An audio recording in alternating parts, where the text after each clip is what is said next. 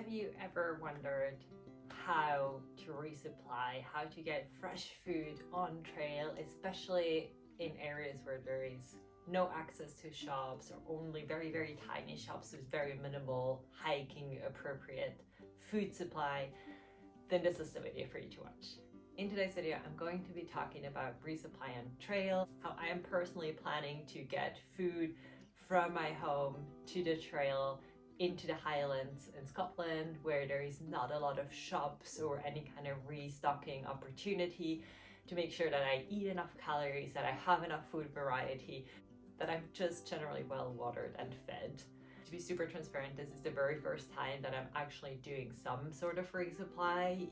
Historically, I would just go on trail and there would be shops along the path and bakeries and pubs and inns and etc. where I get what I needed.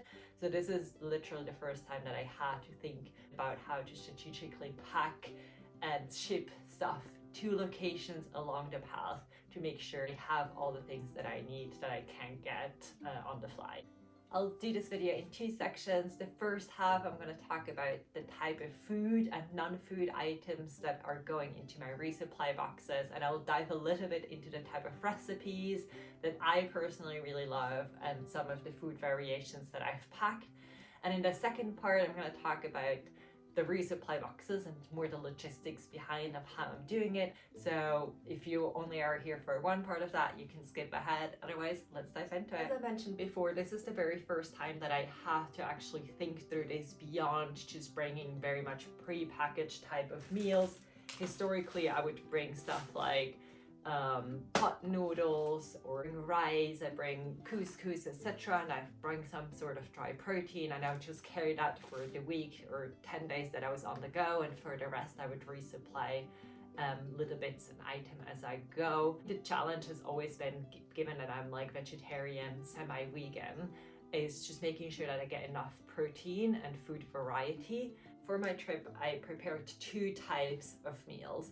I've done a selection of breakfast type of meals, often containing different types of oats or barley or cream of rice or cereal. So there's a variety of selection that I put into Ziploc bags.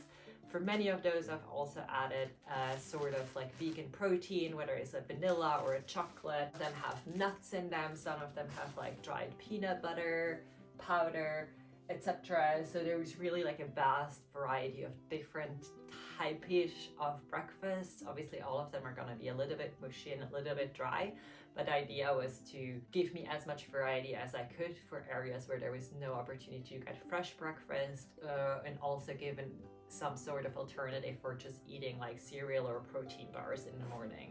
The other type of food that I packed is what I consider just like a full ready made meal, so kind of package different types of meals that I can use for most lunch and dinner.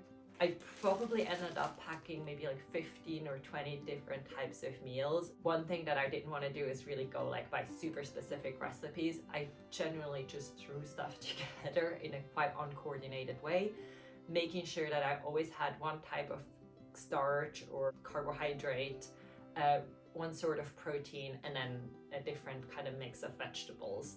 And I would put all of that into different bowls and just mix and match things together. For my starches, I have things like ramen noodle, couscous, quick dried rice, quick dried other grains, mashed potatoes, kind of ready-made mashed potatoes, different type of protein-rich pasta that cooks very quickly.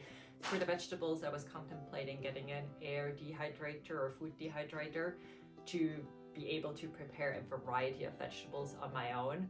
But it turned out, doing a little bit of math, that it was actually cheaper to buy dehydrated vegetables online. So I got like stuff like dried carrot, different type of vegetable mix, zucchini, etc. And I would just put in each Ziploc bag with different type of foods, different type of vegetable combinations in. The last bit that I put into all of my little Ziploc meals was some sort of a vegetarian/vegan protein. I would usually vary between what I call like soy schnitzel or kind of soy mince, as well as a variety of like organic protein chunks, and these are made out of, I think, fava beans or peas. Anything that's obviously dry goods will last for a very long time, and they're very easy to be rehydrated with the only thing necessary, water. Knowing that some limitation between the vegetables, the carbohydrates, and the protein, I wanted to make sure that with adding variety of flavors and tastes, I can give it a broader range of like meals. So one of the things I'd also done is buying ready-made soups packets or dried coconut milk powder or dried soy sauce powder. Another level of complexity to my meals. So at the end, truthfully, they're not like your typical type of meals, but they absolutely provide everything nutritionally that I need in order to sustain me for the days.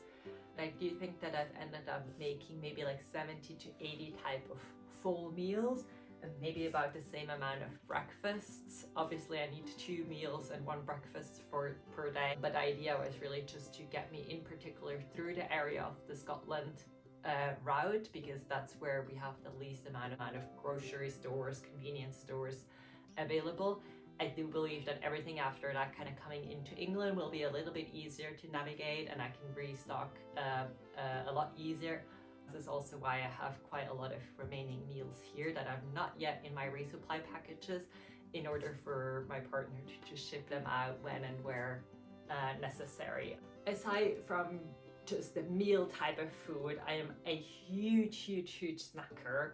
So I have also kind of put together a massive box of just random assortment of snacks, whether it be like some nut and trail mix type of things, it'll be like dry crockery type of thing. It'll be like a selection of protein bars, vegan bars, nut bars, cereal, muesli, etc. bars.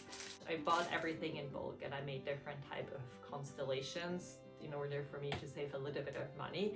And again, this is something that I will be able to buy probably quite easily on the trek, but nonetheless, it's really nice if I meet someone, if I get a resupply package, that we can save a little bit of money and kind of get some variety that might not be accessible on trail. Additional to food, there's what I call the non-food related items. I have this box of what I would consider more like medical type of materials, like a big box of talcum powder, different kind of sewing kits, plasters, medication, pack of sunscreen, pack of laundry detergents, all ready packed up in individual units. The intent behind that, hopefully quite logically, is if I do send resupply packages to areas with no access to also medical and healthcare materials, I want to make sure that there's a little bit of that in each box along the trail. Make sure that I always have pain medications, plasters, whatever it is that I need. We can dive a little bit more into the logistics parts of how I'm going to do this. As you probably expect, it is quite difficult to predict where I'll be at what time in my journey, making it quite difficult to plan everything in detail. In the UK, as in many other countries, you have the opportunity to do what we call post restante, so mailing certain boxes to very specific postal offices around the country, so they will hold it for you to pick up. However, many of those postal offices are not in locations where in the Highlands of Scotland. So in order for me to get through the first maybe 400 miles, I need to be quite particular and quite on time in order to make sure that I can pick up my packages. So what I've done is I did a spreadsheet really kind of coordinating where I'll be approximately at what time in my journey if everything goes well. Additionally, I booked accommodation in 2 places already ahead of time during my first maybe 3 weeks on the trail. Informing them that I will be shipping a package to myself ahead of time, but I will be picking it up, so that I would appreciate for them to hold it until my arrival. Absolutely no issue experienced so far, so fingers crossed that they will also do what they promise they'll do. So I will be sending at least 2 boxes start of next week, and then I have an additional 3 boxes that are just ready and packed, and I have some broad idea of where I will ship them to in terms of geographical locations. But at this point in time, it's somewhat impossible to tell what specific date plus where exactly I will be in terms of staying at, whether it's a post office, a hotel, bed and breakfast. So the idea is really, as I get closer and further in my journey, I will have to report back to my partner and have her ship these additional packages out one after the other for them to arrive at more or less the same time when I arrive in specific locations. I said it before, but the idea is mainly to get through Scotland with this type of system, because I also fully understand that people get really fed up with the type of meals that they pre-package like month in advance. This is really just a system that will get me through those first 400 miles and through Scotland. And if not, again, I still have a ton of spare meals and we just figure out a way on the go. I think that's the level of flexibility that's probably quite necessary in order to navigate in a system like this. But I'm extremely lucky and fortunate to have someone be at home and able to just ship as I go and as I need. This was a super quick and hopefully a little bit informative video of how I'm going to navigate getting food to places where there's no other food available. If you have any super particular questions, I'm always very happy to answer them. Please check out my gear swap video that I've done just recently, and thank you very much for watching to the end. Have a lovely rest of your day.